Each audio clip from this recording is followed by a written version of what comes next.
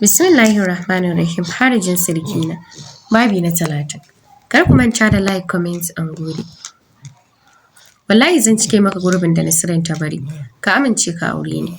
Cewar Anayat tana wani iya yi. To anan muka tsaya yanzu kuma za mu ci gaba. Ai sai ka tashi ka je ka sako dogon wanda. Kana zaune gaban su da kanka da gajeren wando. Kai da aka zo neman aurenka cewar Nasirin da ke tsaye a bayansu. A gigice suka waigo suna kallonta. Ganin Nasirin ɗin tsaye bayansa sosai kunya ta kama su. Eji ko bai ce komai bai miƙe ya haye sama. Nasirin na bin bayan shi da kallo. Tana ganin ya ƙule ta mai da kanta gunsu. Da sauri suka yi ƙasa da kansu don abin kunya. Auren zobe ne da ɗan uwanku. Hauwa da Talatu sai dai in mutu ko shi ya mutu. Amma mijina babu saki a rubutun ƙaddararmu. Asiri kuma ai iyawa ne. Ko me yasa ba ku yi ba? Ko nawa malamin ya fi naku zafin hannu ne. Cewar Nasirin ba tare da tsoron komai ba. Nasirin, mu kike kira da sunan mu kai tsaye? Ko sirkawa babu? Cewar Talatu. An kira ku da sunan naku, ba sunan ku kenan ba? Matar yayan ku ce ni, anti ya dace ku dinga ce min. Ko ku kira ni da rawanin da Allah ya naɗa min na zinariyar sarki. Amma Nasirin kuke ce min kai tsaye, ba da'a. Amma ni da nake haɗa cibiya da yayanku, kuma sarkinku ku ce ni kuke so na girmama ku?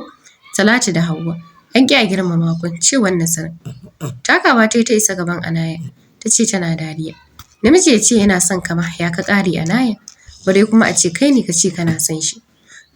To da za ki rufa kanki asiri ki je ki nemi naki da yafi. Don wannan mijin mai shi angon Nasirin ɗin, ƙaddarar shi ta mata biyu ce rak a duniya, saboda matar shige ba ta daraja. Cewar Nasirin tana ɓalla mata harara. Talatu, ai wannan fitsararriyar yarinya. Ni zan baki labarin rashin kunyarta, cewar Hauwa. Eje ne ya dawo falon sanye da dogon wando kamar yadda Nasirin ta buƙata. Gefen Nasirin ɗin ya tsaya ya sa hannu ya janyo ta jikin shi. Wanda faruwan haka, Anaya ji ta yi kamar an cika mata wuƙa a ƙirji. Magana ya fara cikin kakkausan murya. Na lura ba ku ƙaunar iyalina, ku duka. Shi ne yasa har kuke fatan rabuwa ta da ita. To ku sani, Nasirin mahaɗin rayuwata ne. Ina mata son da ko kaina ba na so haka. Daga ranar da aka ce ba Nasirin tare da ni ma za ku rasa ni. Me tai muku? Don kawai ba 'yar sarauta ba ce, shi ne rashin dacewarta da ni? To wallahi duk wacce ta kuskura Nasirin ta faɗa min abin da ta mata mara daɗi. Wallahi sai na saɓa muku. Mutanen banza kawai. Ku tashi ku fice min a gida. Cewar Eji cikin faɗa. Haƙuri suka shiga bashi su duka jikinsu na bari. Ba ni za ku ba haƙuri ba. Ita da kawai munafuncinta za ku ba haƙuri. Cewar Eji. Nasirin, ki yi haƙuri suka faɗi ran saɓaci. Murmushin jin daɗi dai ta ce ba komai ya wuce.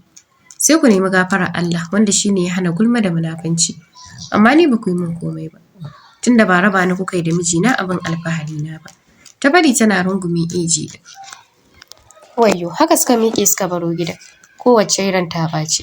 Ba mai cewa uban a cikinsu. Har suka iso gidan Hauwa. To wai ke Talatu, wani ɗan kutumar uban ne ya ce miki an yi sakin nan?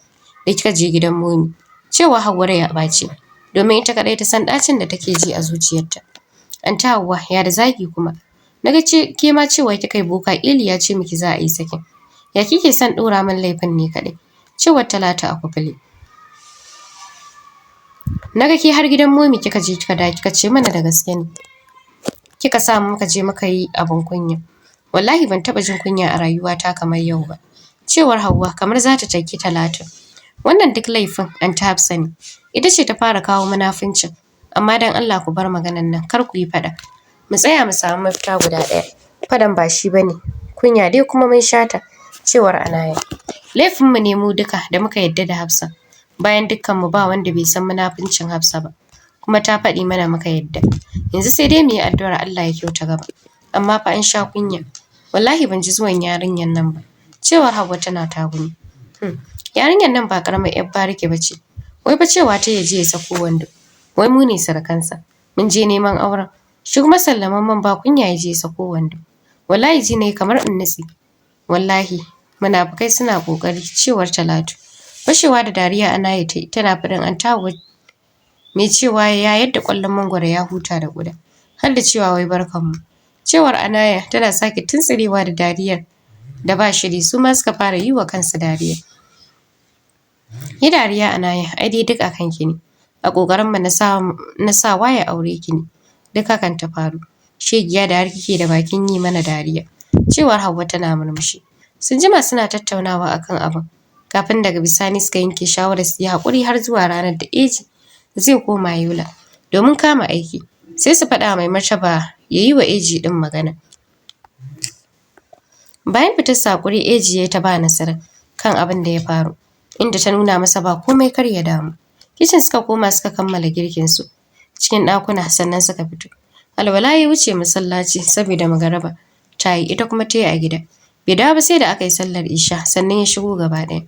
Abinci suka ci suka ƙoshi sannan ya nufi ɗakin shi. Nasirin ma ɗakin ta nufa don tana son kimtsawa. Eji wanka ya sa gajeren wando ya fesa turarruka. Ya nufi ɗakin Nasirin don ganin wainar da take toyawa. Tura ƙofar ya hange ta kwance a gado. Ta rufe jikinta da bargo tana kallon ƙofar shigowa. Murmushi ya ce, "Oh, wato yau a fadar kike so a biyo ki. Shine yasa na ji ki shiru." Cewar Eji sanda ya isa gefen gadon ya ajiye wayoyin shi. Murmushi Nasirin ta yi ta ɗaga masa gira. Gami da kashe masa ido ta ce, "Eh mana, saboda in nuna maka abubuwan da ke cikin fadar tawa. Da na san za su zamo ababen sha'awa gare ka." Cewar Nasirin. Eji dariya ya kama bargon ya yayi. Tumbar take ko pant a jikinta. Ta ware masa kafa tana dariya ta ce, "Barka da zuwa duniyar jin daɗi." Ta faɗi tana miƙewa ta sako a gadon ta sa hannunta tana tura shi gaba da baya. Har sai da suka zo da kujera sannan ta tsaya. Yace jikin shi yana rawa ya ga tsuliya. Burin shi kawai ji shi a ciki. Nasirin duka ta yi masa ƙasa da wandon shi. A hankali ta hauro sama. Hannayenta kan kafaɗar shi sannan ta sa masa na shanunta a baki. Ya fara tsotsa yana murza mazaunanta. Fire riding ɗin crazy tana sama tana ƙasa. Sun jima haka kamin Eji ya karɓi aikin ya tallafa duwawunta da hannayen shi. Sannan ya fara caccakarta da dukkan ƙarfin shi. Yana gunjin kuka, ita ma tana taya shi. Eji fa bai san zuru ba, yi yake kamar ba ranar bari. Nasirin dauriya kawai take, har sai da ta samu ya saurara mata. Ya ɗauke ta suka koma gado. Har lokacin abashi na cikinta, ba alamar ya gama. Hada ido suka yi ta ce a maraidaici, "Ka zare to haka mana, ba ka gama ba?" Ta faɗi tana waɗannan juyi a jikin shi. Murmushi yana ɗan zaku da abar tashi ciki ya ce, "Kina da zaƙi da yawa matata. Zaƙin ki wallahi har kwakwalwata yake taɓawa. Ba zan iya zarewa yanzu ba. Na dai barki ki huta ni, amma ki bar min ita a ciki." Cewar Eji yana shafa mazaunanta. "To yanzu ci nawa za ka ƙara bayan 5 ɗin da kai?" Ta faɗi tana wani juyi a jikin shi. "5 zan ƙara baby, kin ji please ki daure." Cewar Eji yana raɗa mata a kunne. Shiru tai tana kallon idanunsa yadda suka kaɗa suka yi ja. Kallo ɗaya za a yi ta musu ta san yana cikin jarabar shi bai fita ba tukunna. Laso labbanta yana murmushi. Dan ware kafafunta tai tana wani juyi. Hakan ne yasa ya gane nufinta. Ya ci gaba. Nasirin bata samu kanta ba sai 3 na dare. Ta samu ya barta ta kwanta. "Dan Allah kamun mu wuce Yola, ka bar ni in je gida." "Wallahi ina son zuwa gida gaskiya." Cewar Nasirin a shagwaɓe suna hira da Eji. "Ni ma ina son zuwa amma ke ce biki shirya mana tafiyar ba." Cewar Eji yana murmushi. "Kamar ya ban shirya ba." "Wallahi ko yanzu ka ce fito mu tafi Habibi, ni shiryawa zan yi. Kaga shirin tafiya ai a gurin ka yake." Cewar Nasirin tana kallon shi. Murmushi ya kamo haɓarta ya ce, "Da na auro ki cikin ki a ɗame ki, kuma har yanzu dai still a ɗaman yake. Wanda kyautuwa shine a ce in za mu je ganin gida ko a da a ce ba mu je da ɗanmu a hannu ba. To mu je cikin ki ya ɗan tasa, don na tabbatar da lafiyar jijiyata. Amma yanzu muka je a haka ai ba wani sauyi." Cewar Eji yana kallon idanunta. Turo ɗan bakinta gaba ta yi ta ce, "To in cikin ne ai kai ne baka yi min ba. Ni dai wallahi ina son zuwa gidan." Ta faɗi kamar mai shirin kuka. "Kandam za ki je ganin gida, amma ba yanzu ba gaskiya. Auren wata nawa duka 6 months ba. Gaskiya ban amince ba." Cewar Eji. Miƙewa ya bar gurin don kar har ga Allah shi ba zai iya raba gurin kwana da Nasirin ba ne.